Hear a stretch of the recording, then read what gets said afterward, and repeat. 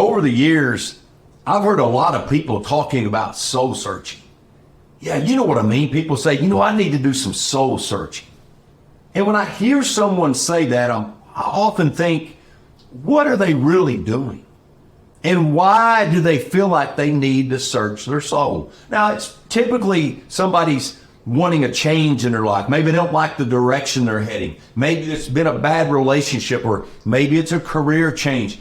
Maybe they just feel bad about something they've done and they want to clear their conscience. Whatever it is, I agree. I like the idea of soul searching, but I think there's a lot more to it than what people are really doing. So today, with episode 21 of my Words of Wisdom, I'm going to show you what I believe soul searching truly is. I'm going to give you 5 questions to ask yourself. And then I'm going to take it a little bit deeper. I'm going to show you the things you should think about, the things you should write down. That'll get you on your way to being where you want to be. So if you really want to search your soul, here's how you do it. So again, I'm going to give you 5 questions. Question number 1. At this point in my life, where am I happy and where am I not? Whoa, that's a good question. So let's look at the places. Let's look at the first part of this question. Where am I happy? I think this is instrumental searching your soul to get a good footing on improving your life. So let's take a look. Where are you happy? So here's what you do.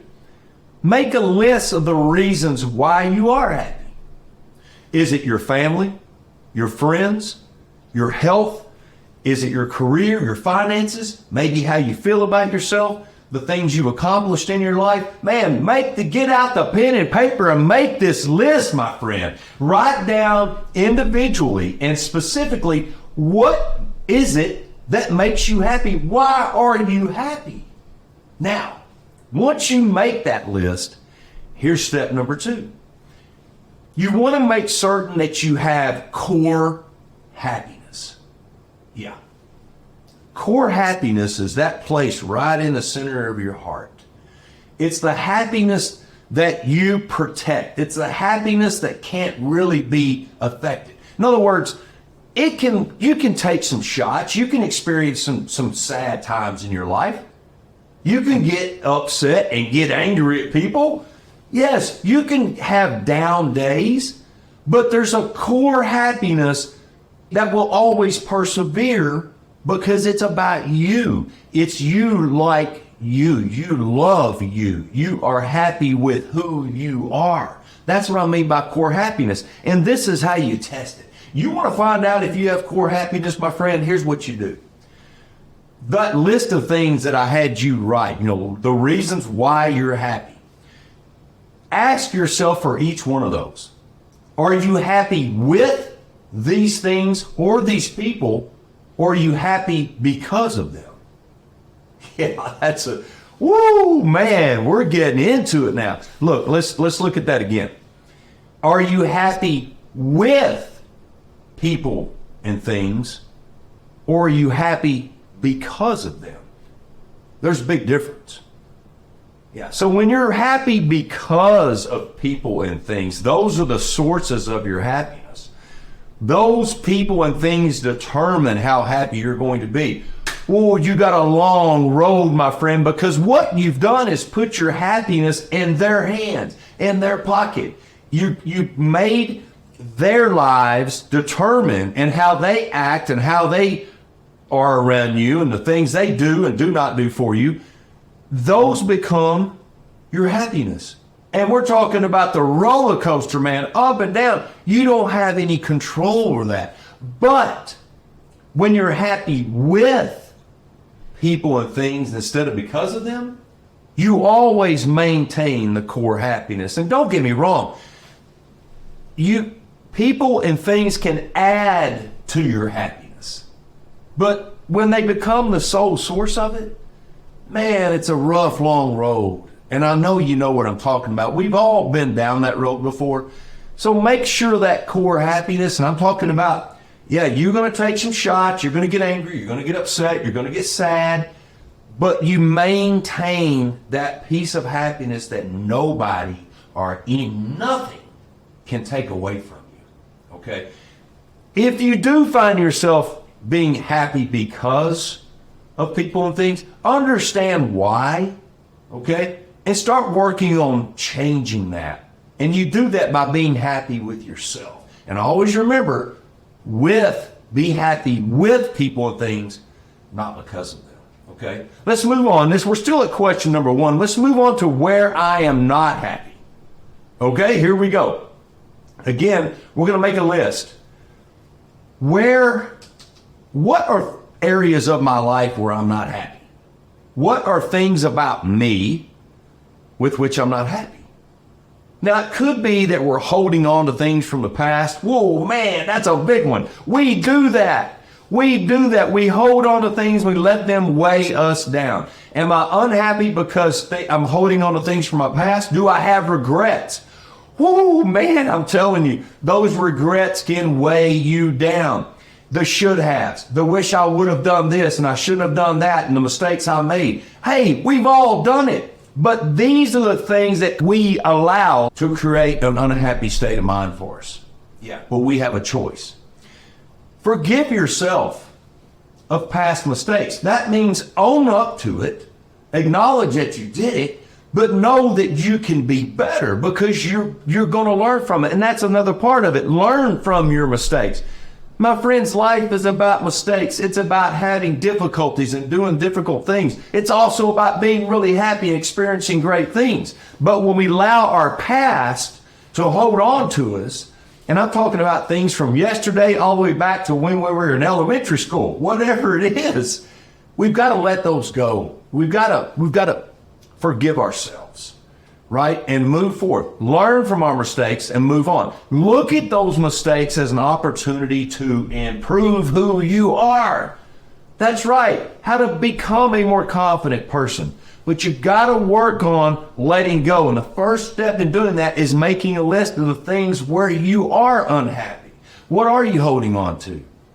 And then try to transfer those things out of there, man, and move them over to the where I am happy list. You got me? Oh, man, you're going to do it. I feel good for you. I really do. I know it's going to happen. So that's question number 1. At this point in my life, where am I happy and where am I not? Question number 2. It's a big one. Do I have a plan to achieve what I want? Yeah. Do you set goals? Now, let me say that again. Are you setting the right goals? Do you act on them? And are you staying connected to them? Now, with this episode, I'm not going to get into that. For those of you that are listening to my podcast, you know I talk a lot about reaching more goals. Setting goals is easy. There's nothing to setting a goal. There's nothing to it. We can all set goals, but are we setting the right ones? I encourage you to watch my podcast or listen to my podcast, turning from goal to gold, turning goals into achievements. That's a podcast. I will walk you step by step and teach you how to set the right goals and how to stay connected to them and how to act on them, because we've got to do those things. So take it a step further. Do I have a plan to achieve what I want? Well, make sure you've got the right goals. Make sure you're acting on them and make sure you're staying connected to them. I teach you every bit of that in my podcast. Second piece, believe you can reach these goals. Most of the time we just think. You know what the difference between thinking and believing is? Doubt. Yeah, it's natural. We all have it, man. I know we have it. But you can go from thinking to believing by doing. And a lot of that, your road to going from thinking to believing, you got to build it. It's not going to happen overnight, my friends. It's not going to happen. You got to visualize yourself achieving these things. See yourself succeeding. Turn your mind to a positive mindset and see you doing things that you want to achieve. Okay? Understand failure is necessary. When you go out to achieve, when you set goals and you're going to go through things, you're taking steps. It's not a vertical line. It's a step up and down. It ebbs and flows. But think of a staircase. It's kind of like that, maybe with some down pieces to it. But with each step you take, each step is built on failure. You're learning. You've got to learn from that stuff. So understand that failure is necessary. It's essential. It's part of that plan. Okay? Ask yourself, do I have a plan to achieve what I want? And go get it. Okay? Put it in specifics. Question number 3. This one is one of my favorite. And I don't know how many people ask themselves this when they do some soul searching, but here it goes. Do I have a servant heart? Man, I love that. I've had a lot of people tell me, Bobby, you have a servant heart, and that makes me feel it makes me feel good. I'm already feeling good, but it adds to my happiness. Remember, I'm not happy because they say it. I'm happy with the fact that they say it, right? I don't need it, but I love it when people say that. It feels good. So ask yourself, do I have a servant heart? Do you help others as often as possible? Let's take it a step further. Do you look for opportunity to help others? Yeah, man, what a great feeling to turn somebody's life around. And my friends, I'm telling you, you never know when somebody's having a really tough time. And the simple act of you talking to them and smiling to them and saying something happy and something nice and just smiling at somebody can do tremendous things for them. When you ask yourself about helping other people, when you think about helping other people, check your motive. That's right. I had a good friend of mine I was talking to in a session the other day, and they brought up the word motive. I thought it was awesome. It's the perfect word. What is your motive for helping people? Are you expecting a return? Are you expecting somebody to do something nice for you if you do it for them? Are you looking for something that you want and you're purposely doing something that helps somebody only to get something for yourself? That's what I mean by motive. Make it unconditional. And I'm telling you, I'm giving you this lesson right here because I'm going to tell you a little story about myself. Now, I love helping people. I always have. As a little boy, I can remember looking at people that were sad and upset and wondering, man, I wonder what I could do to help them. I wonder what would make them feel better. And it stuck with me for my entire life. But up to about 10 years ago, I used to, if I would wave at somebody, smile at somebody, say hi, and I didn't get a response from them, I would tell myself in my head, well, I'm not going to say hi to them anymore. I would do that. I'm not going to smile at them anymore. I'm not going to ask them how they're doing because, man, they were kind of a jerk about it. I'm going to hold the door open for somebody and they don't say thank you. Well, I'm not going to ever hold the door open for them again. That was in my mind and it just didn't feel right. And one day, about 10 years ago, I thought, you know what? I'm not going to let somebody else's response dictate what I enjoy doing so much, helping people. You know what? I'm going to become independent in how I help people. And whether they smile or they say hi back or they say thank you, it's irrelevant to me. It's unconditional. I am unconditional in my desire to help people. And I'm going to keep doing it. So I'm not going to let other people control me and my happiness. So I stopped. So now, and from that point on, 10 years ago now, I'll open the door for everybody, regardless of if they say thank you or if they just walk in and don't open the door and don't return the favor, or I smile and I don't get a smile, or if I look at somebody in the eye and I say, hey, how are you? It's good to see you. And they don't say a word, that's fine. You know what? It's irrelevant. It's irrelevant because I'm going to do what I want to do, and that's help people. That's my motive, and that's unconditional. That's what I'm talking about. Question number 4. Am I truly committed? We all like to think, man, we're ready for this thing, whether it's a goal, it's improving our career, it's a relationship. Whoa, that's a big one. Are we truly committed? We got to ask ourselves that. And here's how you define this, okay? Here's how you specify this question. Am I committing to effort or am I committing to outcome? Okay, you got to figure that out. The outcome is something we can't control. We cannot control in a lot of ways. We could be 100% committed and the outcome, the desired outcome, will not come to fruition. Therefore, it causes us to weaken our commitments or not want to commit at all. We can't control life, my friends. We can't control what's going to go on out there, how people are going to respond to us, who's going to get mad at us, who's going to cut in front of us on the highway, something like that. We can't control that, but something we can always control is our effort in any situation, any single circumstance, our effort. That's right. Now, when you look at your effort, you want to understand if you're truly committed. Ask yourself, first thing first, are you committing to the effort, not the outcome? Okay, that's the first part, but we can't let ourselves off the hook. Second part, how much is our effort? Well, we say we're committing to effort, not outcome. Are we committing to 100% effort? That's the question. Are you committing 100% effort to what you want, to your goals, to your relationships, to yourself, your health, your self-image, your self-worth, your confidence, helping others, being a leader, motivating people? Are you committed to that? One thing I want you to understand too, when it comes to commitment, be aware of the wanting trap. That's what I call it, the wanting, W-A-N-T-I-N-G, wanting, because I hear this all the time. I hear a lot of people say this, and when I ask a question, this is what they typically say. You hear people say, well, you've got to want it. You got to want it bad enough. You got to want it more than the other person. You have to want it so bad to make it happen. Not true.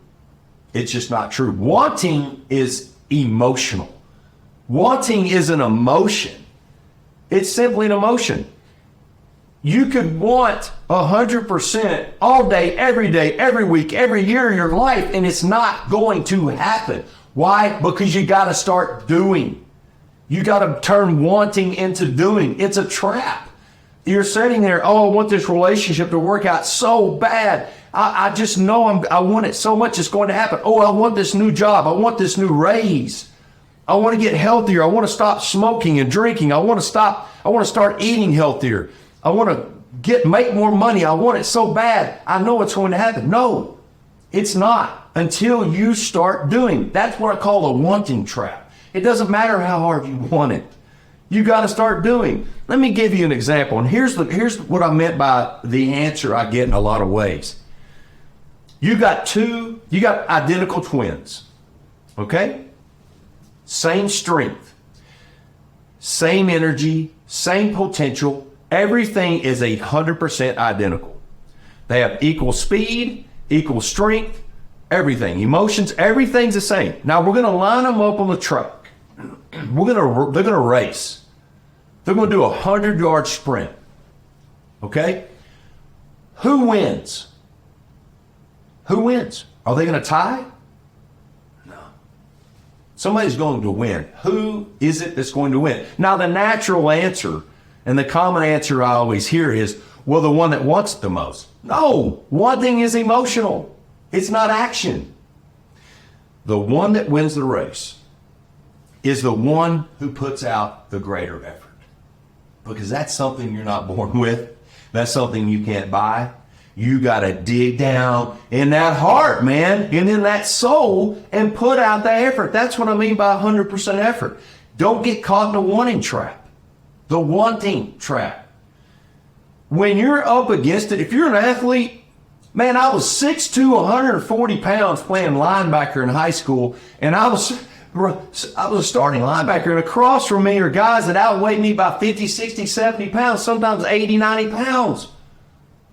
But I got around them. I outdid them because of my effort. I didn't have the physical tools. I didn't. The strength, I was weak, man. I couldn't bench press 95 pounds coming out of high school. My senior year, I could not bench press 95 pounds. I think I ran a 5'4" 40. Coach drove the coach crazy. I remember that.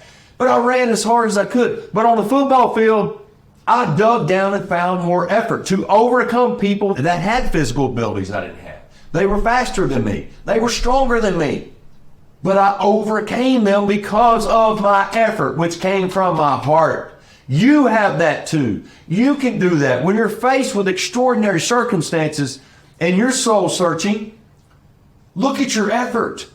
Start applying 100% effort and you will overcome other people that may be more qualified than you, more experienced than you. Effort is gold.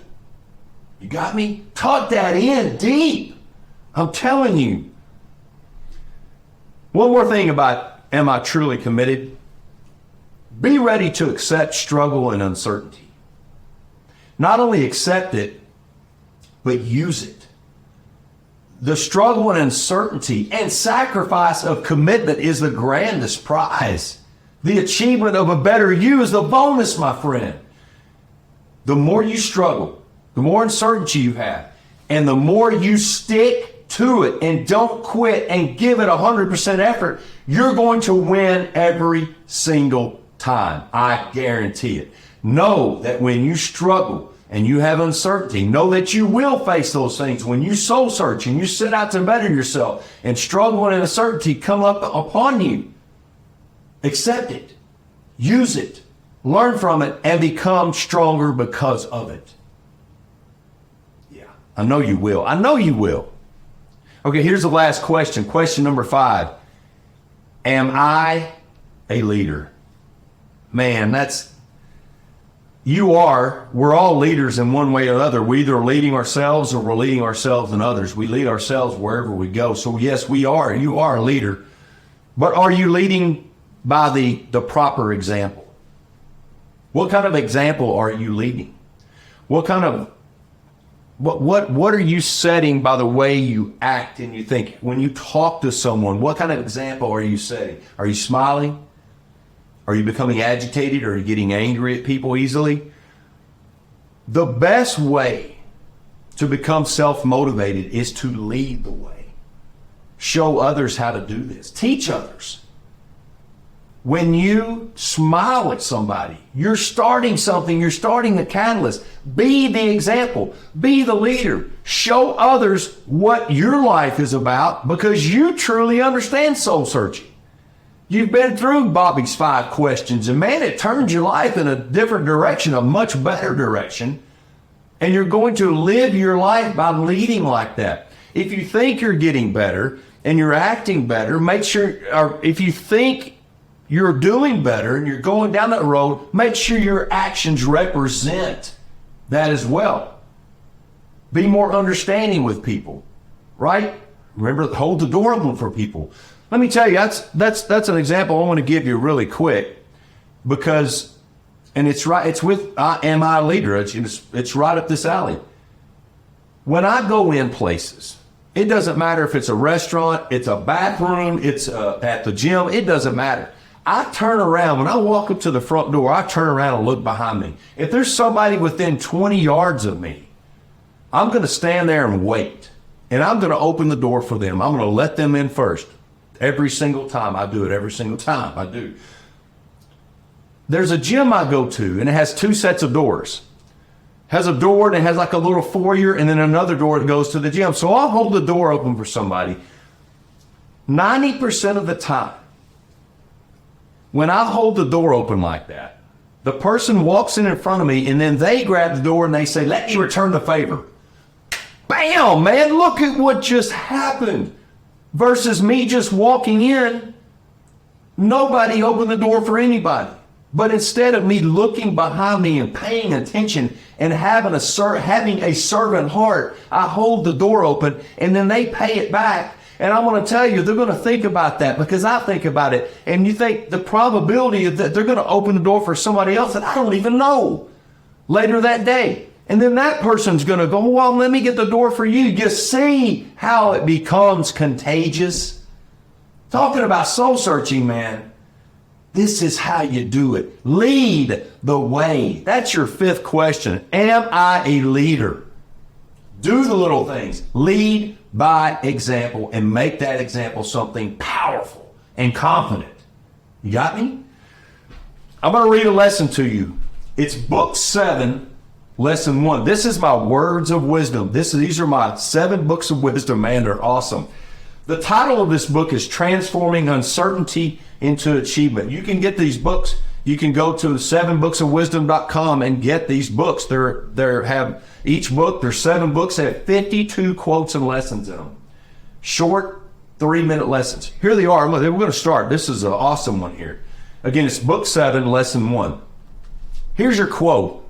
You hang around me long enough, you're going to learn a lot of these quotes, and they're all mine. I love writing them. Here we go. Here's the quote. Embracing the need for change is the start of fulfilling stability. I'm going to read that again.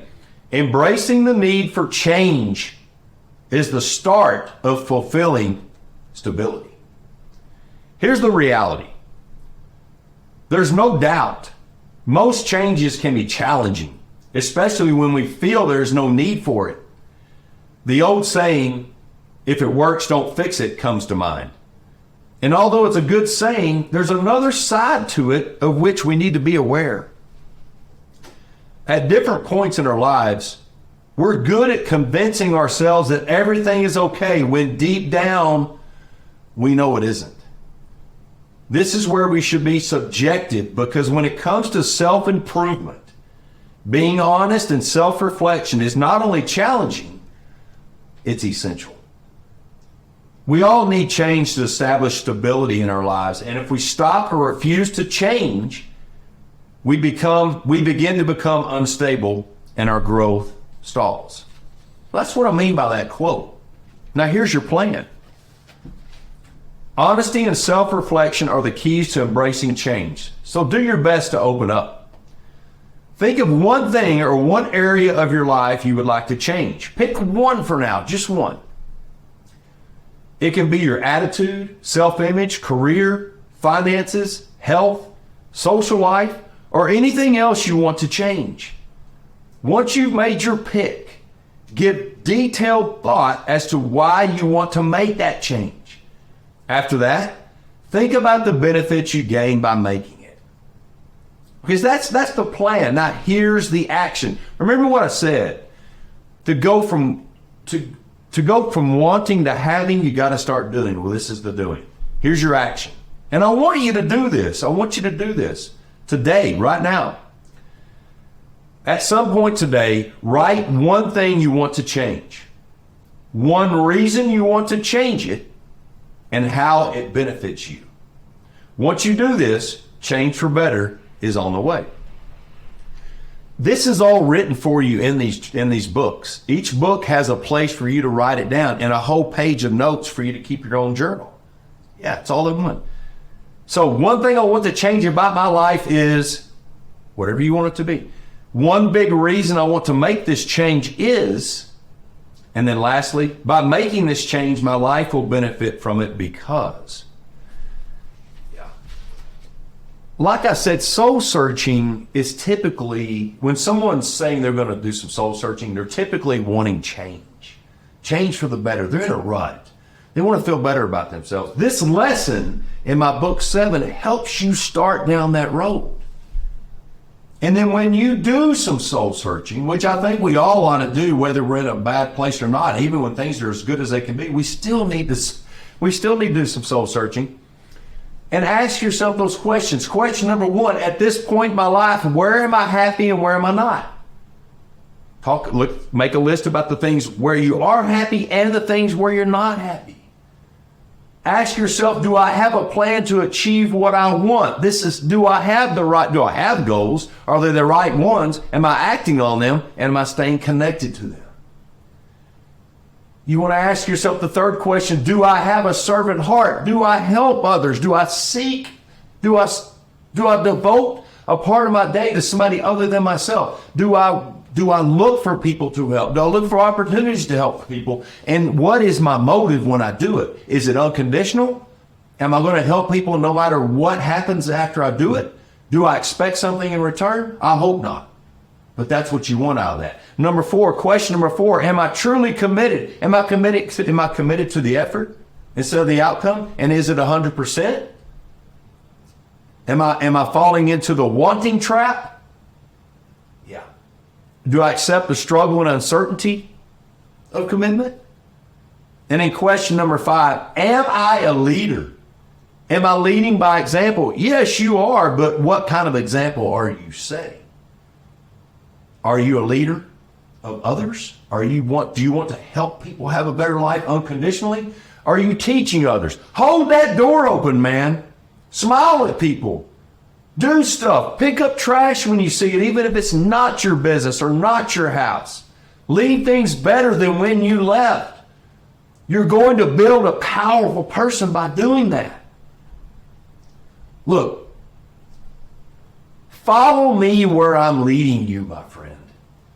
And you'll no longer have to search for your soul. You won't, because your soul will become the biggest and brightest part of you. And you'll never have to search for it again because it's such a big part of you. It's right here where it always has been and it always will be. Right in the middle of your heart. Yeah. I'm Bobby Wisnan. Thanks for listening.